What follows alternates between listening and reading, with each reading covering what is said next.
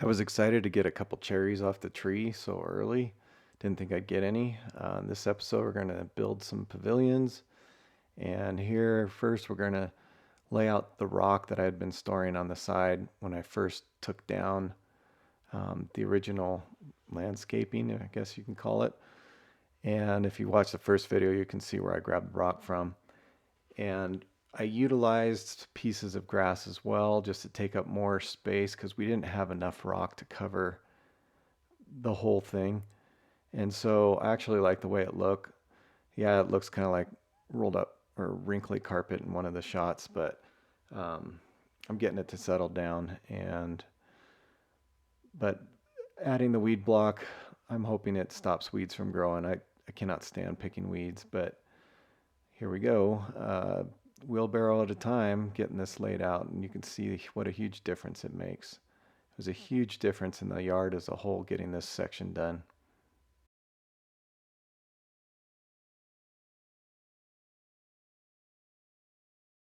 So I had saved all this rock from the original. If you've seen the first video of the backyard makeover, I kept a lot of this rock and we just laid it all out here. I kept some of the remnants of grass and put it over in a few sections just to give it some variety. I think it actually looks better in real life than it might look on camera, but we also got some boulders from the other side of the wall that had been from when we dug out the backyard, placed them back there.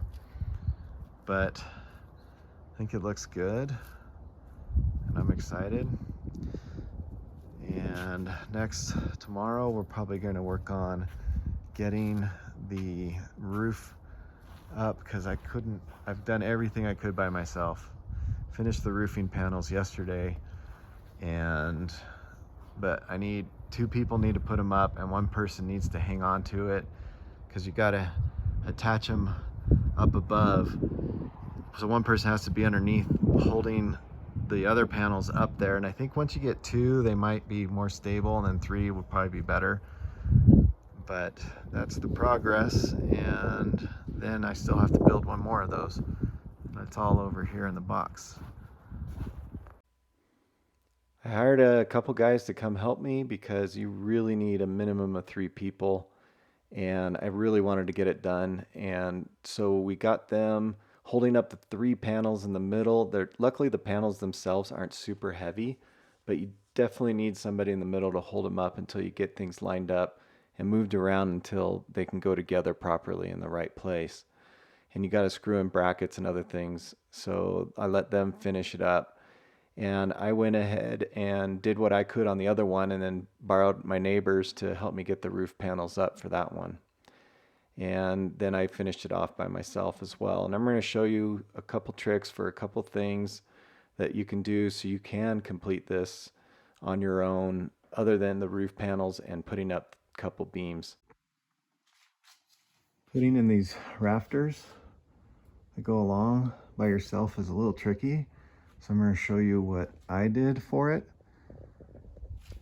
You take the bracket. Actually, I just realized I put this in the wrong. So this needs to go, you just screw the main screw in here, not the main one, but the one that you put in the sides and the bottom. There's a bigger screw that goes in here, I think. Actually, I take that back. I did it right. The big screw goes in here. Anyway, you put these on. That way you can hold it up as close as you can with one arm while you screw one end to the beam. I'll show you how it's done. The hardest part is just really holding it up and getting that first screw in. Once you get that in, it goes pretty easy. As you can see, it's just that first part, and I ended up dropping the screw, which was a pain. So it helps if you can pre-drill or screw it in a little halfway and then be able to put it back up, and you can at least put that one screw in to hold while you do the other side.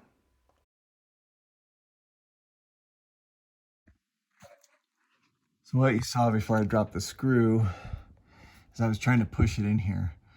Once I dropped the screw, what I ended up doing is drilling it in a tiny bit, then taking it out. That way the hole's mostly there and I can put the screw in while I'm holding it up with one hand and then get the drill bit to go in. Then I only tighten it about halfway down and then I lower it to get the other side. And once the other side's up, you can just come back and do the other ones and tighten them all up.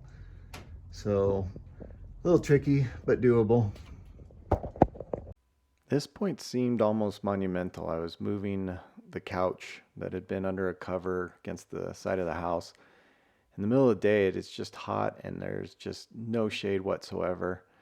And so moving it over here really gave us a nice place to sit and relax in the shade. And what a difference of making it more livable. I ended up getting a cultured stone that was dry stacked and has the same coloring as the house pretty much, as you can see. And I really love the way it came out. So even though I don't have water flowing yet, it's still a very nice feature to look at. And I can't wait to get the water flowing. Okay, so it's around, I don't know, 8 o'clock or something, but it's still light out. And I've been working on the fountain project. I did the first coat of the sealer, and I just spent some time putting in these sleeves and putting in new grommets and stuff, getting this all ready to go in as my reservoir to recycle the water.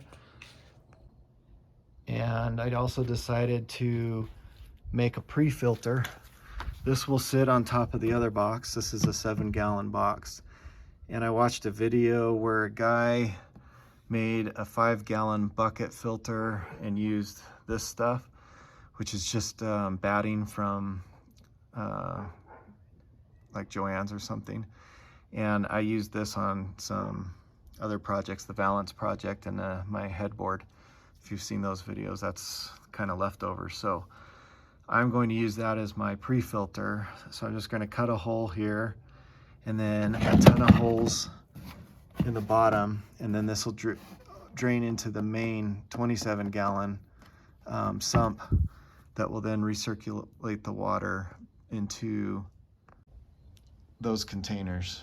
And then I'm gonna cut some holes out, and I got the pump, has that little float switch, and as you can see, this is just from rain and construction debris, and it's already kind of nasty. And so that's why I wanted to put a pre-filter on. And it's gonna still drain from the same area up there right into the bucket, and I'll show you that after I get it installed. And I'm gonna loosely fit and try to start doing the plumbing. And I need to get some bags of sand to put down, because in this area it's a little uneven, and I feel like if I put the water barrels on some sand as a base, it'll sit better and hopefully not stress the plastic or crack or anything. So I still have to get that. If you saw one of the other earlier videos, I was thinking about making a divider and putting screen and different things to filter within it. And I think this is going to be a better solution for sure.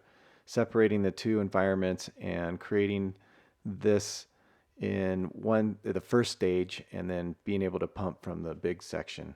And so far, I'm happy with it. We had a couple thunderstorms and it really cleaned it up. Okay, so I forgot to hit record, but I took the lid off here and traced it over here. And I'm going to cut this lid, and I'll probably seal it with foam to keep bugs from getting in, or anything getting in. And then I need to cut a hole for the pipe to come out. So it'll come out and then loop over to the big 55-gallon drums for the return.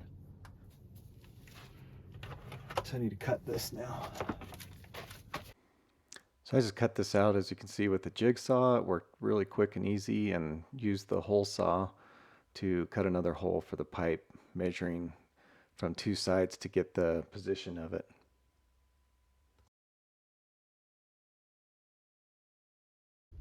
So the pre-filter's set. Everything will drain into the big tank. This pipe is in the sump pump has a switch, so as soon as water levels get high enough, it'll come up. And I've got an elbow on it already, but I've got to stop because I need to put the sand down, and the barrels are going to be here and here, and I'm only going to do 2. I'm going to see if I can get away with using the system with just 2, because fitting the 3rd one in takes up a lot of room, and I think I might be able to just get away with using the 2. The water level, I still have to put platform down, and if I put a layer of concrete, you know, it's only going to be, I don't know, maybe this deep.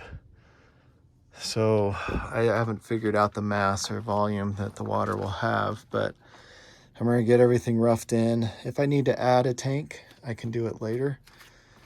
And I'm excited to see this work. And the pumps aren't exactly adjustable flow rate. So what I did is I bought a ball valve. And so I'm going to use that if I need to constrict the flow. I probably don't need to do it with that, because if it shuts off automatically, it shuts off automatically. But I might do it to control how much volume gets put into the fountain. So I may just put them in different areas as well, just so I have control everywhere. And then I still need to get the drain that I'm going to put in and a few other things, but at least it's starting. I just put on the first coat of stone sealer that is wet look, and that's what the mason recommended. And he said put on 4 coats, different days each. And so this has a first coat. I forgot to film it, but you know, how exciting is it to watch me put something on that you can barely see? But I'll do a time lapse of this side because I got to do this side next. I ended up doing just 3 coats, and I sprayed on it, and the water just beads off of it. So I think it's good. And the contractor did say 3 or 4, so I stuck with 3.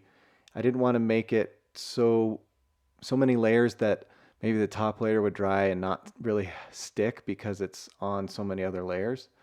And so I stuck with 3. And that was the final step, so I could finally put down the rock. And I went to the top part where you can see all the dirt right there and gathered the rocks that I could that matched the coloring and just laid it out. And I shouldn't have dumped that bucket out because a bunch of dirt went on it, and that'll end up in the filter, but it's not too big of a deal. And I went through, I think it took me, about 6 buckets, each bucket, 6 trips, and I was able to fill it all up, and it looks good. I'm super happy with it. And as you can see, much more finished looking, and I can't wait to run the water through it. So I'm going to go ahead and finish up and end this video here. And the next video, I'm going to be starting the outdoor kitchen underneath the second pavilion. And so I'm super excited about that. I'm going to use steel studs. I've already bought them. They're sitting there ready to go. So I'm going to work on that and get the next video out for you guys. Hope you enjoyed this one. Thanks. Bye.